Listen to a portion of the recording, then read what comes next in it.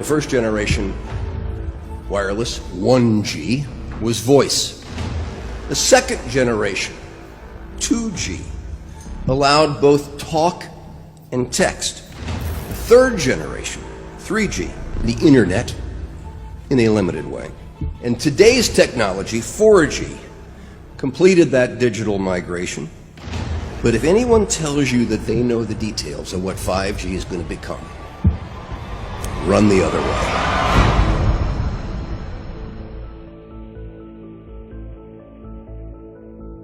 The more I know, the more I realise how little I actually know.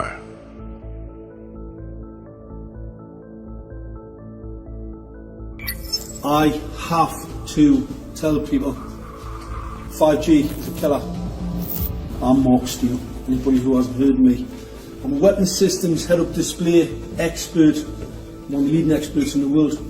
I've actually broke cover in relation to this, and the reason I became an expert was because I invented it. What I'm going to say to you today, do not believe a single word I say. Not one. I want you to do your own research. You'll find it's absolutely terrifying. Pay attention to what is really going on. Pay attention to the Internet of Things, what it is, what it's doing, where it's going. Pay attention to the automation. Pay attention to the 5G towers that are still going up everywhere. Wireless radiation has biological effects, period. And these effects are seen in all life forms: plants, animals, insects, microbes.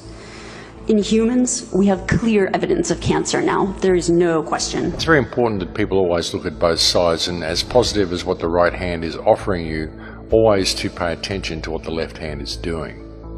Just because a lot of people think something is right doesn't make it right. Just because a lot of people think something is good doesn't mean that it's good. It will be impossible to exist in a city or to walk outside without being exposed. There's going to be a cell tower in front of every few houses, and this means that your personal choices, whether or not you personally use a cell phone or hold it 10 inches away from your head, that cannot escape you from your radiation exposure. This is not a random series of events that have brought us to this point. Even when you look at technology, civilization, industry, the rise of technology, none of this has been random. None of it has been simply a matter of course, simply men inventing things and connecting the dots and moving to the next practical thing.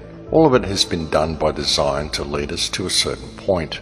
Not a lot of people can really see what is actually coming.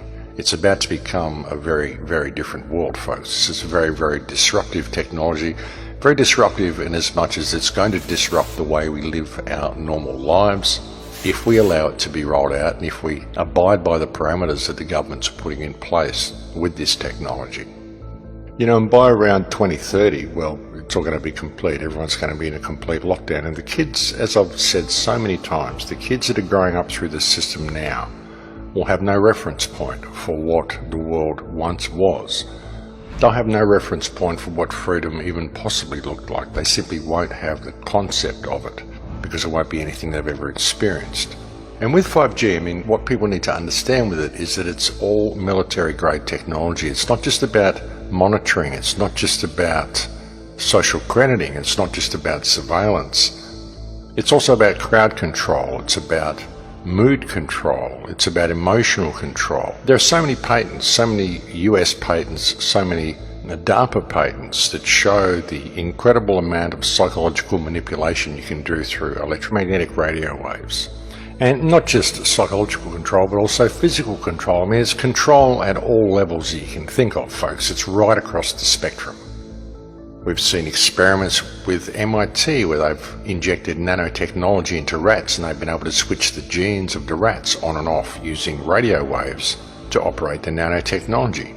You think about what's in the chemical spraying that goes on in the sky, the nanotech in all the foods. I mean, we're being set up in a big way, ladies and gentlemen, and the manipulation that comes through this 5G system is profound. It's absolutely off the charts.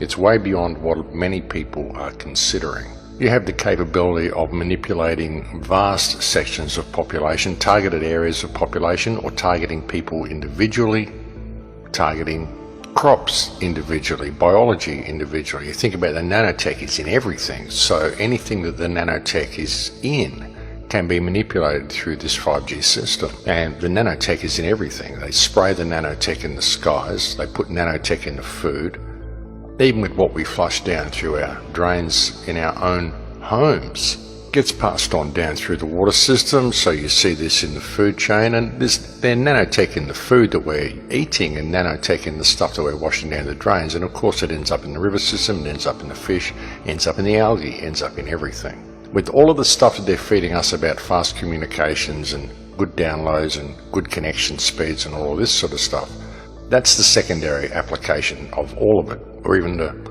third application of all of it, because ultimately this is military grade technology, and what it's about is control, and ultimately it's a weapons system. You know, it's a surveillance system and a weapons system. You can have people under surveillance and then you can weaponize it and target certain individuals for elimination or whatever, heart attack, cancers, whatever you want to do to them. You just got to look at it, folks, and think, well, how much can you trust your government?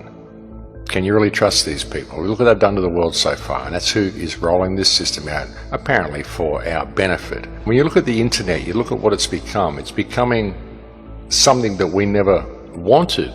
I mean, we wanted the internet there so we could have access to information, we could have fast communication with each other, but now it's becoming a digital barrier between us and reality. It's becoming something that we must interface with in order to access the real world around us. And all of our information is being removed from us and put onto what they're calling cloud computing now. They're even saying that soon you won't be able to get hard drives for your machines. You won't need hard drives because everything will be on the cloud. And all that means is that it doesn't exist anymore. It's up there in cyberspace and you don't actually have access to it on your own computer. So you can't have access to your own things. You've got to keep them on the cloud, which means you can be locked out of all of your stuff at any time. That's what it's about. I mean, I know people that have uploaded their photos to video host programs and then suddenly they get locked out and they need to verify who they are in order to access their own stuff. I mean, this is ridiculous, folks. They do all this sort of stuff and they say it's for your security.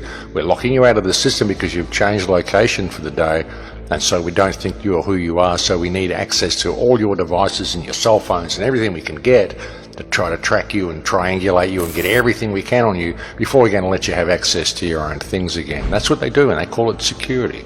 It's not keeping you safe. It's keeping tabs on you and making sure they can lock you out at any opportunity, and they're just kind of showing you that they can do that, and you're agreeing with it by going along with it. And when you've got kids that are growing up into this system and everything that they do is online, everything they know is online, all their bank accounts, their shopping, their friends, their Instagram, all their connections to everything, their electricity bill, it's all online. And even their car keys and their access to their house becomes digital. Then any threat of being locked out of that is going to stand as a major obstacle to these people ever thinking for themselves in their lives. You know, you imagine what it would be like. You start to question the government's actions. You start to speak out about vaccines. You start to speak out about anything that means something to you, and suddenly you find yourself locked out of the system. Suddenly you can't access your stuff because none of your stuff is here in the real world anymore. It's all been moved into the virtual world because that's what we're doing. We're removing our access to everything around us by creating this digital interface between us and the real world, and any threat of being locked out of that interface is going to be a totally complete system of absolute control. That's how you get people, folks. You get them addicted to the tech and you make the tech essential in their lives, and then any threat of being locked out of that tech makes these people walk between the lines very comfortably. And these people will do anything the powers that believe they be tell them to do. And that may seem like a bit of a drastic scenario to be outlining, but it's true, folks, because we won't have access to all the things that we normally do if we don't comply by the rules that the government tells us, simply because we've transferred everything we normally do over into a virtual world. And the virtual world is not the real world, and when you transfer real life items into the virtual world, you lose them. This is what we're doing with everything, and it isn't even a matter of choice. We're just being led this way, and most people don't even notice what's happening, but it is happening. The internet is becoming the most important thing in the human experience because it controls everything else in the human experience. That's where the choice is. That's where the choice lies.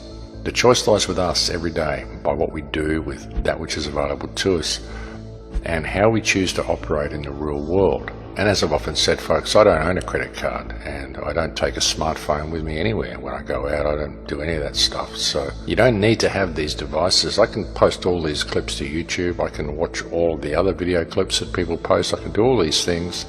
I can even access social media and do all those things, all without having a smartphone.